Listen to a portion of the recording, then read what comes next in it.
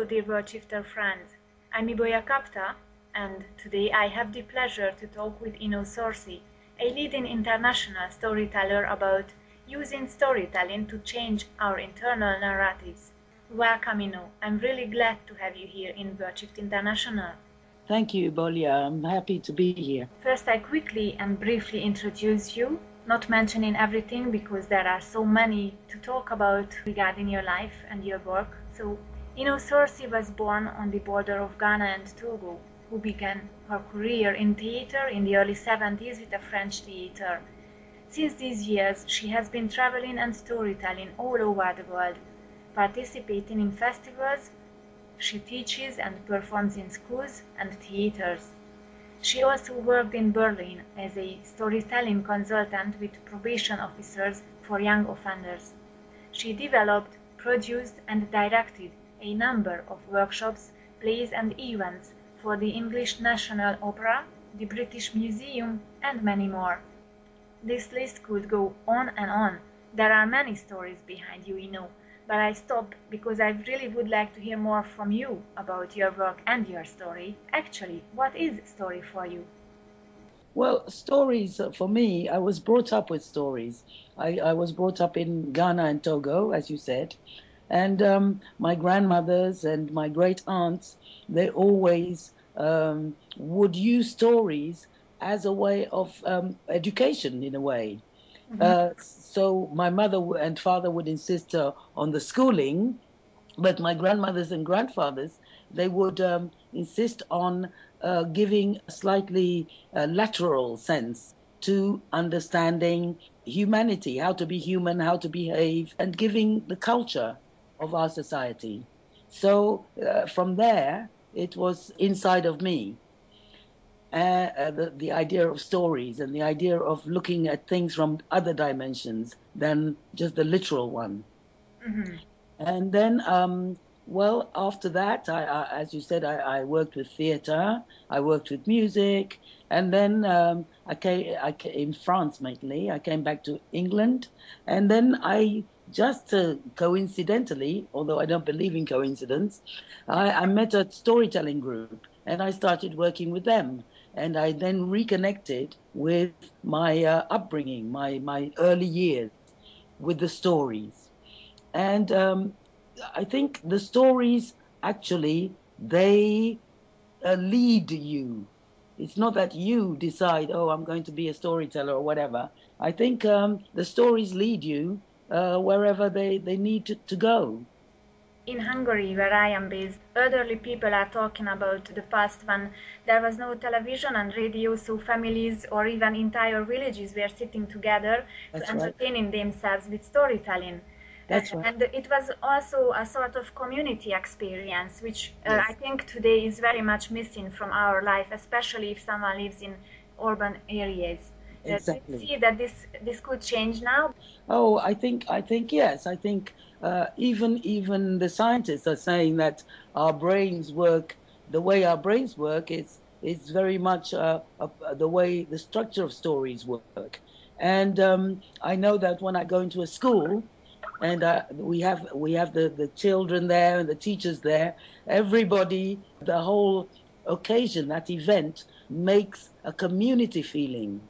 And so, therefore, if I'm working in an area for a while, when I'm walking down the street, I meet the children and they say, "Oh, storyteller, storyteller," and they introduce me to their mums and dads that they're walking with, and it's for a second there is a very warm contact. And the children remember the stories and then they want to ask questions about it. They've thought about it.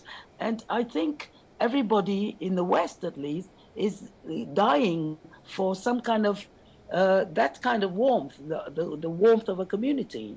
Now, as we are talking about community in a wider picture, do you think that stories can also bring different cultures together? I remember of stories that I've heard from my childhood. They were so many tales from Oriental countries, and I think they, even without my knowledge, they had an influence on my life. Absolutely. And yes, definitely.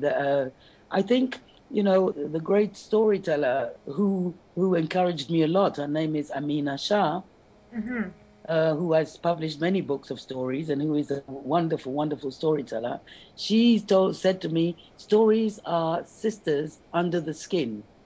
Oh, how beautiful. Yes, it's beautiful, but it's true also in the fact that I think those people who designed the stories that we remember, the stories that we remember have touched us, the stories that come back into our memories, the stories that we recognize sometimes when there are events that happen in our lives.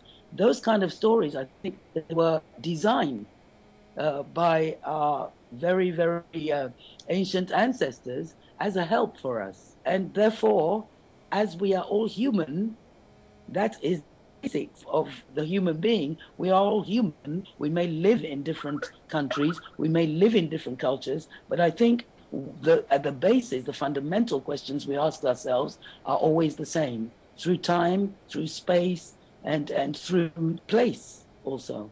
It's interesting, as you say, that it was designed because when we immerse our imagination into stories, we just feel that this is something that may happen with someone, or it is just maybe the different color of a fantasy in someone's mind. But yet, the effect really shows that there is some real design, as you say, that the creator of the story must have a very deep knowledge about human behavior. Exactly. And because they have this deep knowledge of human behavior, which I guess in the old days, before our technological time, you had from priests or you had from the elders of a community, even more in a time where we are fragmented, where we live in isolated groupings, if you like. Those designers still influence with that deep knowledge of what is it, a human being. Mm-hmm. They are influencing us as we speak. Is it still working with our modern culture, modern humankind? Yes, but of course they work. I mean, they can be refreshed. They can be, for example, I'll tell you a little Nasruddin story, which I like very much. Mm-hmm. Nasruddin arrived at the psychiatrist, and the psychiatrist looked and said, Nasruddin, what can I do for you? Nasruddin said, well, nothing. I did not come here of my own willing volition. My wife said I should come in to see you. Aha, said the psychiatrist. Okay, well, let's see. Are you eating well? Nasruddin said, yes, I eat perfectly well. Are you sleeping well? Yes, I sleep very well. And what kind of food do you like? Said the psychiatrist. Nasruddin said, well, I like most every food, but my favorite is omelets. What's wrong with that? And the psychiatrist said, well, there's nothing wrong with liking omelets. Well, I like omelets very much too. Aha, said Nasruddin, you like omelets? Oh, yes, said the psychiatrist. Well, said Nasruddin, you must come to my house. I've got a room full of them. This is really funny. It's funny, and it kind of shakes your brain a little bit, doesn't it? Yes, it does. Yes, and I think it's just as valid now as it ever was. How much do you think has changed humankind? Of course, not technologically, because obviously so many modern things are here around us. How much it affects our brain, these old tales? I ask myself the same question. I think we can change a lot, but I think we can only change if the bases are solid, the fundamental part is solid. And I think stories are trying to make us sane and more true to ourselves as human beings. And I think that's the platform from which you can change. If you don't have the basics, then you cannot progress. These fibers are not only designed for children, but for adults, and it has really got a very strong transformational power. How is this really working in the adult life? The idea is that you start off as a child and then you kind of absorb all these stories and they effect a transformation within yourself, within your culture, within your family. At the moment, adults are very much getting interested in stories because, as we all know, the outlook looks very negative, or people looking at what's happening and they are translating that or interpreting that as something extremely negative. We're all going to die. The day of doom is near. All this kind of thing. And I think one of the great things about stories is that it gives you the idea of the positive. What is positive? And the fact that one can solve problems. There is no problem that cannot find a solution if one knows how to, the keys to solve them. The structure of stories is very, very important. I think the most important part of stories is the structure, which tells you that sometimes one thing has to come before another thing. We cannot impatiently want to fly when we can only crawl. I think stories teach us basic and forgotten principles by which to live, and by which to live in a happy and a harmonious way. And so I think adults are getting more, and also stories, the way they are made, they are entertaining, they are easily remembered. It's not like reading a thesis, which you forget the first paragraph before you come to the second. Yes. You know, and it's something that you can carry along with you. You can look at it in your mind, and you can start to identify those principles, those patterns in your own life. And therefore, if you are familiar enough with the structures, you can almost see where sometimes something might go wrong. And through another story, you can see how maybe to tackle it before it goes wrong.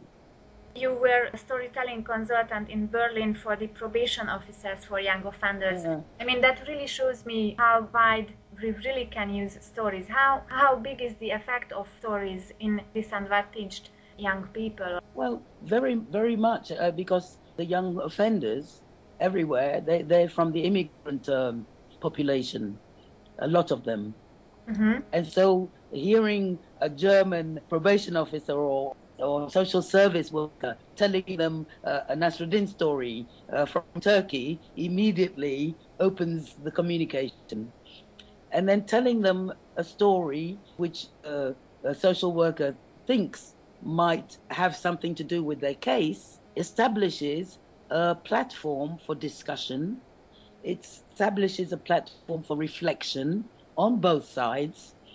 And really they told me that it was very helpful with their work, because lectures, young people nowadays, they don't want to be lectured. You have to catch them in another way. Yeah, I guess so. The main thing is that there is a way to get to the brain and to the heart first. It's even entertaining, so who can lose? Exactly, you cannot lose with stories. You simply can't. It's not. It's exciting. It's entertaining. It's sometimes funny. It's sometimes scary. It's everything. Yeah, it is. And it will remain in your brain in a much more pleasant way than just a lecture. If you're in a situation, somebody's kind of shouting at you or lecturing you or telling you how awful you are, then you switch off, especially if it's been happening for a long time, like for young offenders who reoffended. They just switch off because they're so used to it. And I think this is the stories are a different way. You cannot really defend yourself against the stories. They're very subversive. I go and do storytelling for teenage girls and boys who are 10 times bigger than me and think that they are very tough. And so they walk into the place like looking at me like, oh, what are you going to be telling me today? You know, try and impress me, my darling. And, you know, that tough type of thing. And they sit there with the iPods switched on, you know, and everything like that. The you know, the mobile phone in the hand, ready to switch off. And then I start to talk, and then I start to tell them a story, and and you know, within 3, 4 minutes, they are like little kids. When you tell them a story, they're drinking it in. Their mouths are open, their eyes are open, and they're drinking in the story. And then they come afterwards and they want to discuss what was in the story too. Mm-hmm. You know, it's very subversive. I like it very much.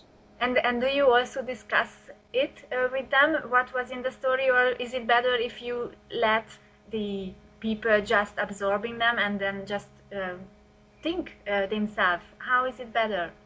Well, it depends. Sometimes they think, and then when it's break time and I'm walking along the street, they will approach me and say, you know, Miss, this story that you told, that bit, what do you think? I think this, I think that. So they want to talk about it. I don't open a discussion with them. Or sometimes I think, what did you think of that story? Mm-hmm. Sincerely, and they will tell me, and then somebody else will, and no, no, no, no, I thought this. The other one will say, no, I thought that. Yes, yes, yes. And I say, well, can you give me some examples, like from your own life? And then a huge conversation will and discussion will come about.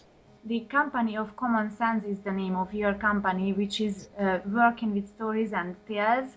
But could you explain me where is the name coming from and what are you doing? What is your mission? Oh, well, the Company of Common Sense, it was inspired by a story which my friend Jan Blake, who was my partner in this project for a while, we were trying to think of a name for the company. And then she said, oh, we were trying to find something to do with a story. Mm-hmm. And she remembered the story of Anansi and the pot of wisdom Mm-hmm. and the bag of wisdom. And she was saying something about wisdom, something common about sense, common sense. And Mm-hmm. so I said, yes, the company of common sense. And in Great. fact, it's very good because it's getting back to a grounded idea of things, getting back to the roots of things, if you like, whether it be what is the root of stories, whether it be what is the root of music, or textile design, or education, or business, all of these fields in which we have projects. And then as time went on, I saw that it was really also the idea of the common sense, having the common feeling. Very good choice. I also recognize lately how many times we actually use this term common sense when we are dealing with everyday issues and then we are getting our head into walls and then we just sort of say, wow, but with the common sense that could work so and so. And this is really a grounded and very deep expression of a great thing which you can do through these stories. Yes, yes. I mean, I think, somebody says common sense is not at all common. And this is because of vested interests of people who do not want to kind of take the common sense route because of their own selfish or personal interest. And so you have problems or issues or situations which could be solved very easily if everybody just sat down and put their mind to it in a simple way. Then you have this other side which is very much trying to confuse issues Mm-hmm. in order to get some kind of reward out of it for themselves. Like in business, for example. In business, they introduced the idea of jargon. They use words in such a way that nobody understands them anymore. And this is not so much to communicate as to obfuscate, as to hide the intention behind the words. Mm-hmm. Unfortunately, what happens is that the people in the company, after a while, they don't know what these terms and these words and this special significations mean. But as nobody is going to say, listen, this is nonsense, I don't understand what you're saying, they all kind of join in, like in the story of the Emperor's New Clothes, where the two tailors were trying to con the king and saying, only very intelligent people can see the beautiful cloth they were weaving and the wonderful patterns they were cutting and the beautiful clothes they were stitching together. Mm-hmm. And so, of course, everybody who did not want to be thought of as stupid or simple went along with the game. Yes, beautiful, wonderful. until a tiny small boy who had not been told or who had not been clouded said, "But look, the king is naked. He's naked." Yes. Children just are so amazing. They just tell the truth. Well, yes, but I think we all have the children inside ourselves. You know, we all have a memory of childhood. I know it's very fashionable to kind of look back on childhood as some kind of traumatic experience, but within oneself, when one was a child, I think one has to remember how much clarity and simplicity one looked at the world and people and situations. Sometimes try and connect with that. In the same way, when you tell a story, whether it to be to adults or children, if the mood is right, they open their mouths exactly like the children. They drink in the story. That child is still there in the heart. I think in the business, we say, or the clever mind people have said, and we know, that you live the story you tell yourself. If you wake up one morning and you think and you say to yourself, "Oh my goodness, what a terrible day it is," well, your day will possibly proceed in a terrible way.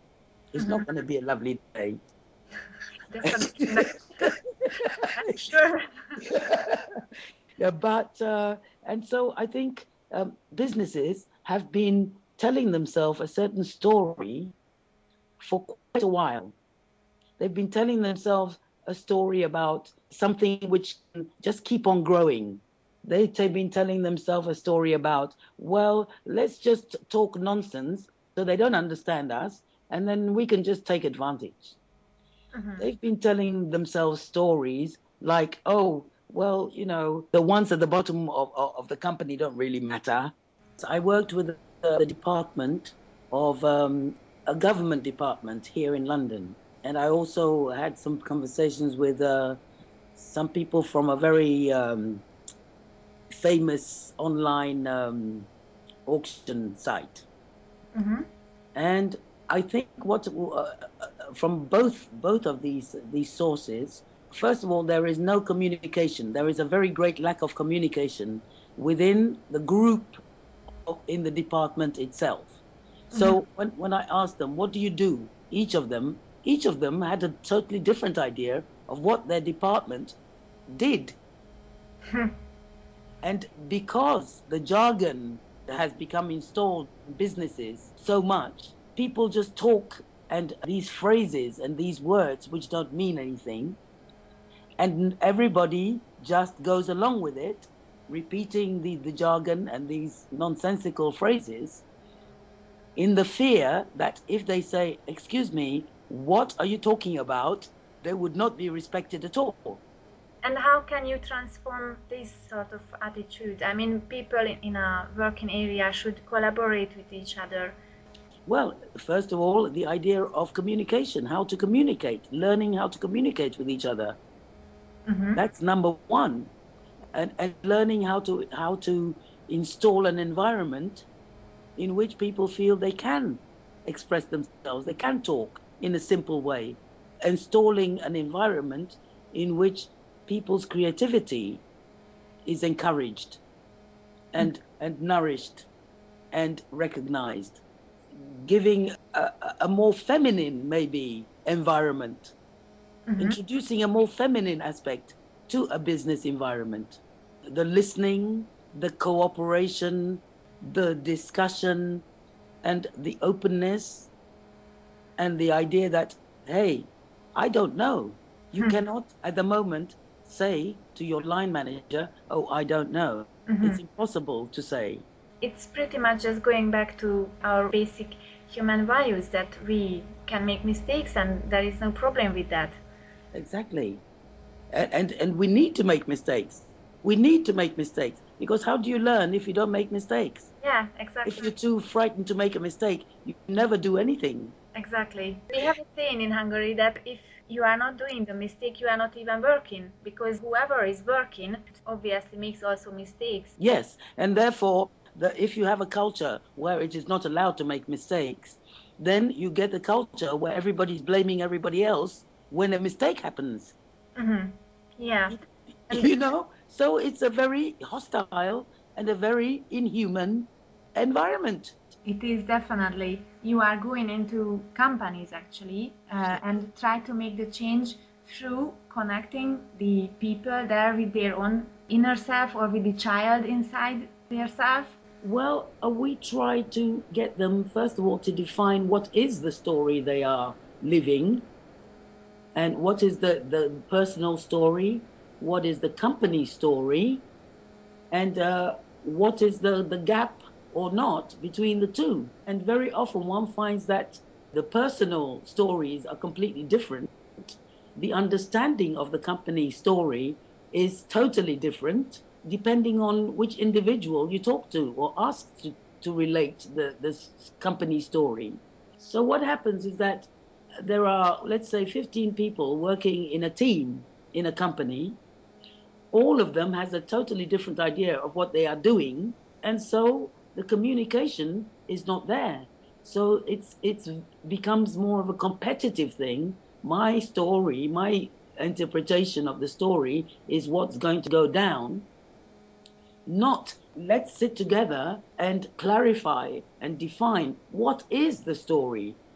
Mm-hmm. Is the story of our work, of our company. What are we doing together, so that at least you have a kind of united front, whichever way. What do you think? What are the qualities which are mostly missing from a working environment or from the companies who you are working with? I think the same qualities which make for discord, which made for frustration, which make for discontent. I'm not saying every single person in a company is discontented, but I think many are, because they find themselves embroiled in situations which their inner self does not agree with. You can say, oh, that's par for the course, that's what work is about. But I think in this day and age, when a lot of all the stories we've told ourselves and tried to live by are falling apart, I think it is not such a great thing to say, oh, well, the workers are discontented. Well, never mind, that's work. And so I think, the qualities have to be a bit more balanced between the feminine and the masculine. In not men and women only, but in the feminine quality, cooperation, listening, trying to creativity, all those kind of things, all those kind of qualities, as well as leadership, and as well as go and get them, and as well as let's beat the competition. One can beat the competition in different ways. Very interesting, as you see that it needs to be balanced, and not just the woman and man, but the female aspect as well. But how do you see the women can really find this balance in their own self? I think by getting confidence, and by really maybe trying to understand, trying to think what is the feminine element, what is the feminine energy. Because I think Adam and Eve, Adam, I think, was, if one, takes that as a parable, as a fable, devoid of any religion, Adam and Eve. Adam, I think, is like the outward manifestation of Eve. Because I think what is female is something is like water. Water is feminine. Water just flows. Water wears down opposition, goes around opposition. Water can take any form. It can be hard and deadly like ice. It can be a warm shower. It can be a flowing river. It can be a torrent. It can be a waterfall. It is very much an element. It's very, very well defining what females really are. Well, I don't know. It's one way of looking at it. It's one way of looking at it. Yeah, a beautiful way. It's beautiful, and I think it can work. It works, and I think the 20th century, that jagged, very harsh, very aggressive way of doing business, which is very masculine way of doing business, everybody's tired of it, and everybody can see that it doesn't work. I think, a bit of the flow of water, a bit of flow is good. A bit of not getting stuck in a certain role is good. you know, I'm the boss and I'm the boss and I'm the boss, full stop. Well, you're the boss in title, and you're the boss in the company, but maybe there is some little person in your company, and I say little in inverted commas, uh, Hmm. who maybe has exactly the quality which you need in order to um, develop a new thing. And how do you see the women, especially in corporate environments? Are they more coping with it? They try to compete with it? I saw a survey of some women in a very, very large corporation, multinational, and they were just confused.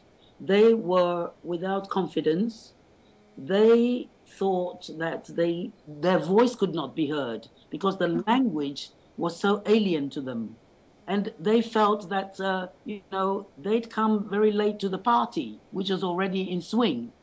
Hmm. And so they didn't know really how to either influence people or connect with what was already there, which is very Hmm. sad because I imagine these women have worked very hard, very talented people to get to a director or managerial position.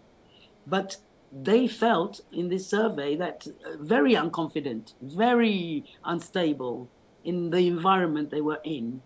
And I guess lack of confidence is got to do something with fear. It's got to do with not having like a stable structure within oneself. If you're telling a story which has no structure, it goes everywhere and you don't know where it's going to go and nobody else does, and there's a kind of underlying anxiety about it.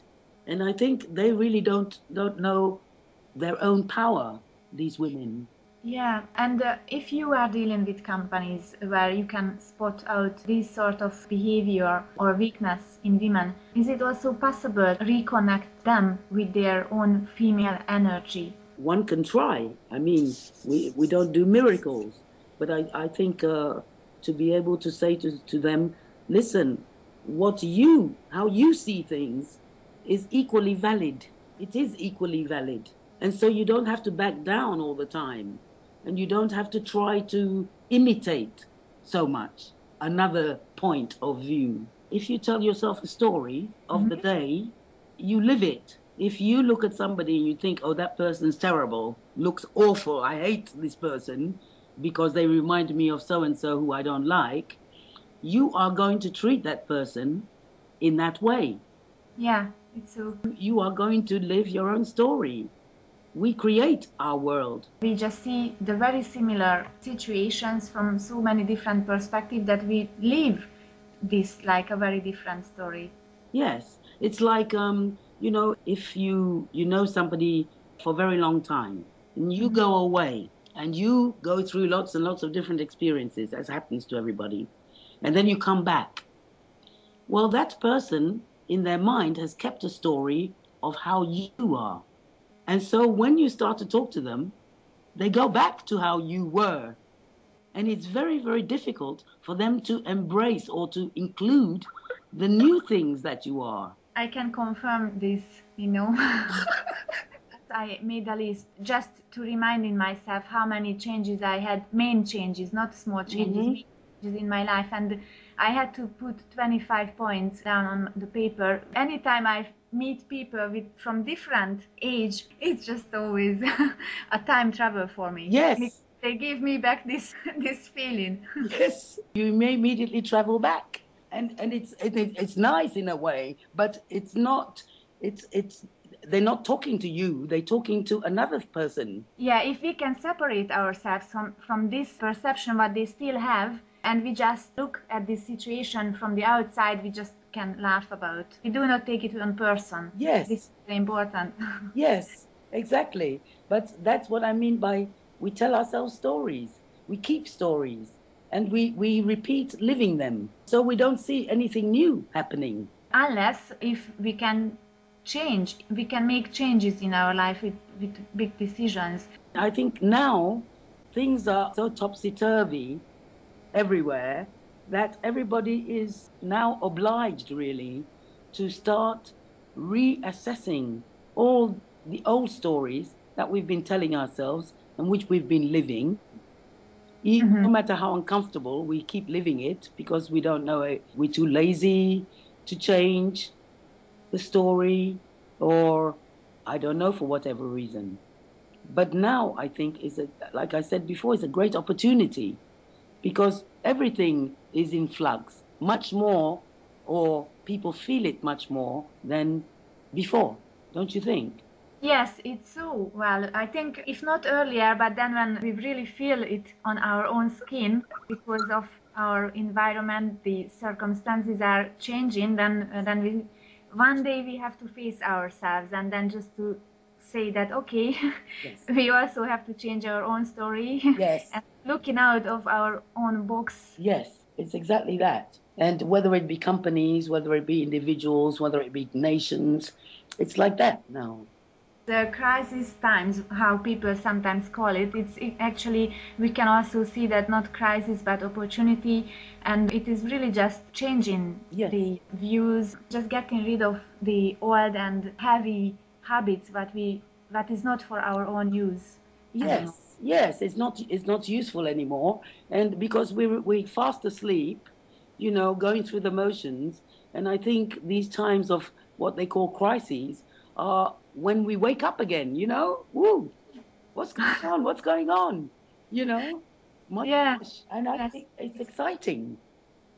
It is Yes. actually. I meet many people and see so many people who are working so hard for changing their own life and with that also their own environment because they Yes. put they have an effect because they resonate out their energy and it makes a big impact on their Absolutely, environment. absolutely it does. It is. And the amount of creativity that is being put out there on the environment, on a personal level, even in some businesses, people are really trying different things.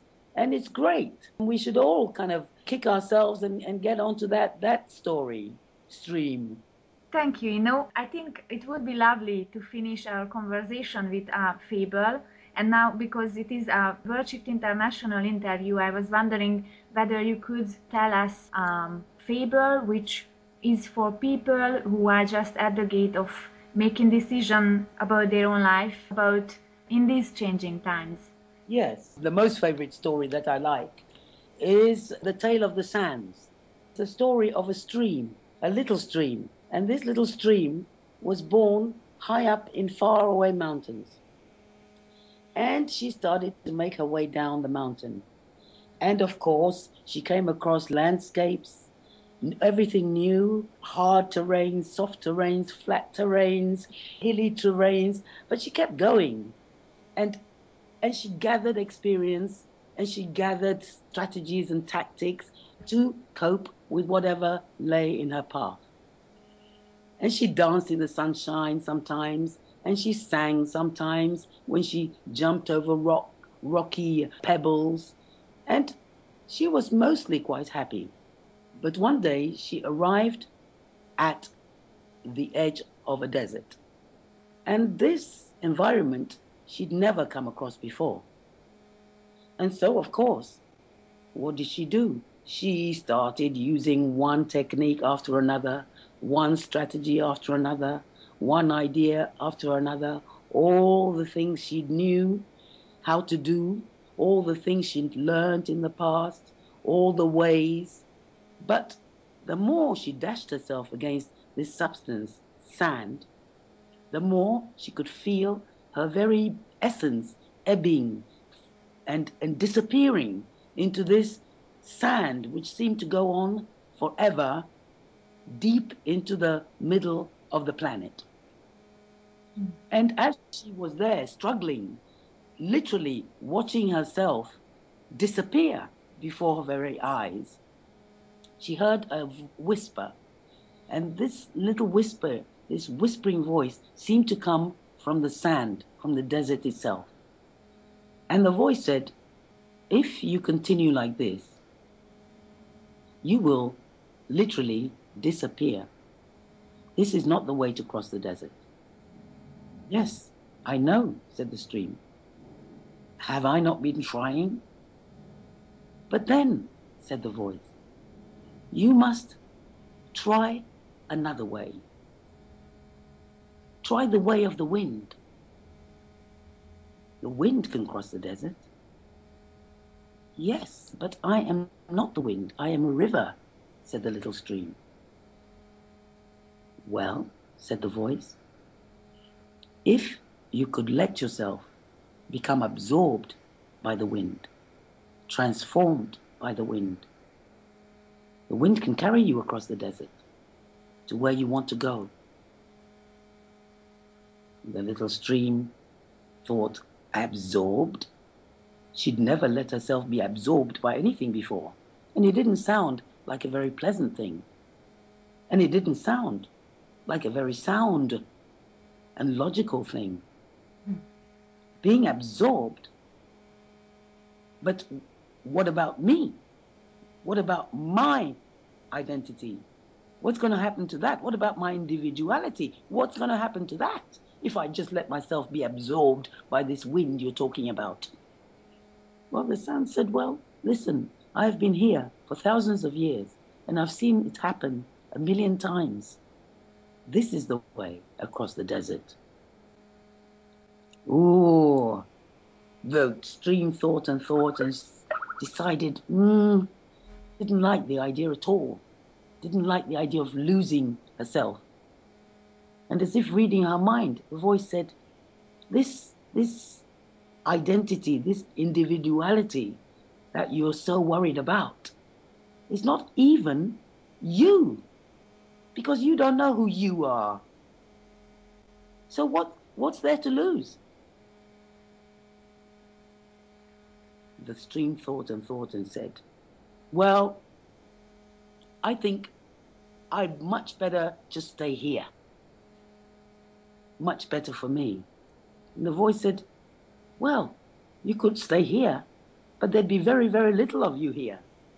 You'd either disappear totally, or you'd be like a muddy little pool.